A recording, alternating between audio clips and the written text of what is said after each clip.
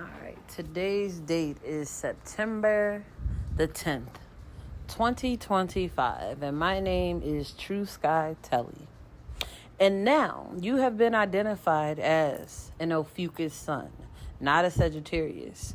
But hear me when I say this. Sagittarius energy is still alive in your chart.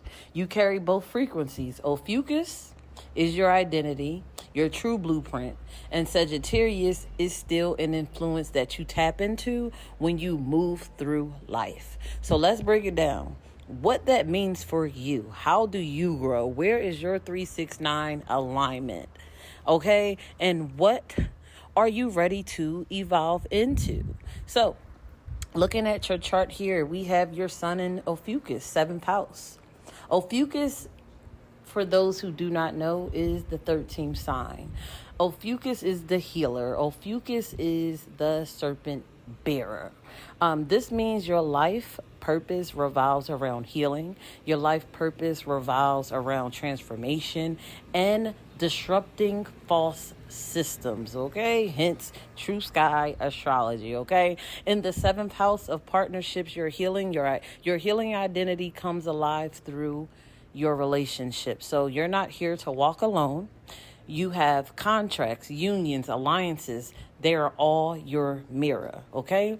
Where a tropical Sagittarius sun would run off chasing freedom, your Ophiuchus sun learns to find freedom in commitment by transforming relationships and not escaping relationships, okay? This is where you can grow. All right. Don't run from your partnerships when they get intense. They are your teachers. They reveal what needs healing inside of you. It ain't even about them. It's about you. Okay. Now your moon and your Mars are in Sagittarius, which is in your 8th house. Your moon and Mars are both in Sagittarius. Both house in the 8th house of death and rebirth, okay? This right here is powerful. It makes you emotionally intense. It makes you spiritually hungry and sexually transformative, okay? You process your emotions through adventure. You process your emotions through expansion. But in the 8th house, this means you're constantly pulled into deep transformations, okay? Relationship and intimacy trigger your shadow work. Mars is here to make you fight through crises, okay? Know that you are a warrior who learns how to rebuild from the ashes, okay? Just like a phoenix. So the key here is to stop fearing endings, okay? Every time something dies in your life, something greater is born. All right, so next, we have Mercury. Your Mercury is in Scorpio, which is in your 7th house. This is your communication style, and your communication style is intense. Your communication style is piercing. Your communication style is transformative, okay? You don't just talk. You penetrate the truth, okay? In the 7th house, your voice becomes sharpest in your relationships. You read between the lines. You know when someone is lying. You sense the unspoken, okay? We know that. Use your Scorpio Mercury, though. This is the key for you. Use your Scorpio Mercury to build bridges, not burn them. Your words can heal and your words can destroy, okay? Mercury, Scorpio, 7th house. Remember that. Be Buddha with your Rashuda. You already know you can build and you already know that you can destroy. Now your Venus is in Libra as well. Your Venus is in the 6th house. Okay? Venus in Libra makes you a lover of harmony, makes you a lover of beauty, makes you a lover of balance. In the 6th house of work and service, love becomes work and work becomes love. You need a partner who supports your grind. You need a partner who supports your grind, not just the romance, okay? You're most fulfilled when love and daily life flow together. Now, the key to this is build relationship on shared service and purpose, not just passion, not just fucking, but make sure you worry about the bucking. You understand? So you have a Virgo stellium. Jupiter, Saturn, Pluto, all in the 5th house. Jupiter, Saturn, Pluto in Virgo, all in your 5th house, which represents what? Creativity, which represents what? What represents what? Expansion. What is then what? Major. Okay, this is one of your major placements. I feel like we have major placements and we have some minor placements, so this is one of your major placements. Virgo makes you precise. Virgo makes you disciplined. Virgo makes you analytical. And in the 5th house, your joy comes from creating system. Your joy comes from art. Your joy comes from expression that serves humanity. Okay, you're not just creative. And that's one thing you say a lot. I create. I just create. I know how to create. That's not all you are. You're not just creative, because a person that just create. Are you creating just to create, or are you creating with purpose? You are purposeful. So the key here with you having this Virgo stellium, stop underestimating your art. Stop underestimating who you are. It carries divine order. Your creativity is service. Big Virgo energy, not the little one. Then we have Neptune in Ophiuchus, which is in your 7th house. Your dreams and illusions, i.e. Neptune, are tied to your Ophiuchus healer path and your partnerships. So this means that your vision of love and relationships can either save you or it can drown your ass.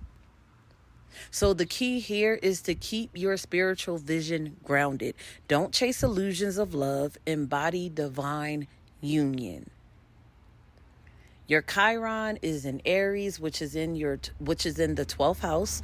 Now, Chiron is your wound and your healer gift, okay? It being in Aries, your wound is self-identity and independence. In the 12th house, it's hidden, it's karmic, it's spiritual. You struggle with isolation, with not being seen, with losing yourself to others, okay? Now, the key in this is your healing comes from embracing solitude as sacred, all right? Learn to lead even when you are unseen. All right. So then you got North Node in Cancer, which is in your 3rd house. And then you got South Node in Capricorn, which is in your 9th house. You're moving away from Capricorn South Node. OK, we're moving away from old cycles of chasing authority, control, and big structures. Your destiny is in your North Node, which is in Cancer. And that is to be softer. That is to nurture. And that is to build community. All right. In the 3rd house, this looks like teaching. It looks like speaking. It looks like communicating and writing from your heart. Okay, not writing from the mind, but writing from your heart. The key aspect in this is don't just build empires, build families, build tribes, and build safe spaces. Okay, your midheaven in Capricorn, 9th house. Your public path is Capricorn.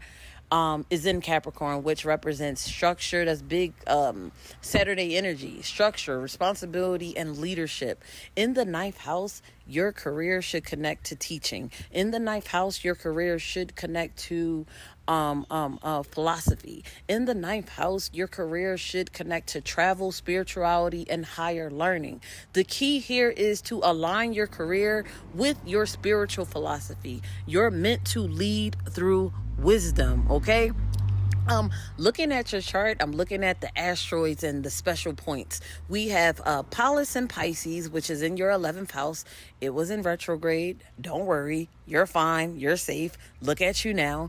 Your wisdom is spiritual. Your wisdom is intuitive, and it is futuristic, okay?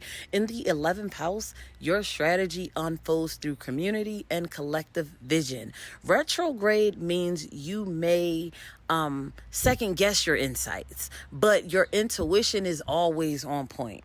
Okay, your intuition is always on point. Part of fortune, which is in Taurus, that was also in retrograde, which is fine. Smell my hand, remember me. Your fortune comes through stability. Your fortune comes through patience. Your fortune comes through grounding. Retrograde means you had to learn the value of consistency later in life. Okay, your Ceres in Gemini, which is in your 2nd house, also in retrograde. It's okay. Smell my hand, remember me. We ain't got too much to worry about when it comes to retrograde, especially if we've been doing the work. Hello? Your fortune comes through I'm sorry. I think I said that. Yeah. So, your part of fortune is in Taurus, which is in retrograde. Your Ceres is in Gemini, which is in the second house, also in retrograde, which is okay, which represents nourishment and abundance. Okay, nourishment and abundance come from communication. Does that taste good? Does that feel good? Nourishment and abundance comes from words. It comes from ideas. Retrograde means that you had to heal your relationship with money and self-worth. Point blank, period. Your Vista in Leo, which is in the fourth house, your sacred flame is in your home. You're most powerful when your household is creative. You're most powerful when your household is proud. You're most powerful when your household is rooted in love. Okay? Now, I'm looking at the numbers here. I'm looking at your chart, right? Your special numbers, and the 369 alignment. I know you may do your 369 a little different, right? But I'm looking here at this 369. I'm looking at the third house, the sixth house, and the ninth house. Third house, North Node in Cancer. Teach and nurture through communication. Sixth house, Venus in Libra. Service through love, balance, and daily devotion. Ninth house, Midhaven and South Node in Capricorn. Higher wisdom, spiritual expansion, and philosophy. In my opinion, this is your 369 sequence. Communication. 3. Service. 6. Expansion. 9. Your evolution require you to 1. Speak your truth. That's 3. 2. Serve with love. That's 6. 3. Expand through wisdom. That's 9. Now, how to evolve, you ask? No mind if I do. This is how you evolve. This is how you evolve. You embrace your Ophiuchus identity. Question, have you?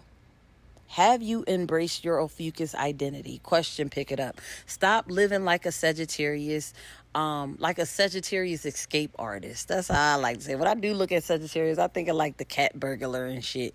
Know that you are a healer. The serpent barrier. You're here to transmute. Okay. How to evolve? You ask. You build sacred partnerships. Relationships are mirrors. Don't run from them. Use them for growth. How to evolve, you ask. You create with purpose. We're not creating just to create. Your Virgo stellium makes you a divine architect, okay? Your art is a system of healing. How to evolve, you ask. You lead with spirituality. Your Capricorn midhaven is in the ninth house, and it is calling you to lead with higher knowledge. How to evolve, you ask. Balance solitude and balance service. Heal yourself in silence, then pour wisdom into your collective. Okay, so in closing, Justin, Mr. 13 sign, okay, this is your blueprint. Your Ophiuchus Sun doesn't erase your Sagittarius placement, okay? It elevates it, okay? You're here to turn your fiery hunger into healing fire. All right. You're here to show others how to rebuild, how to transform, how to rise. And I, True Sky Telly here, see you fully.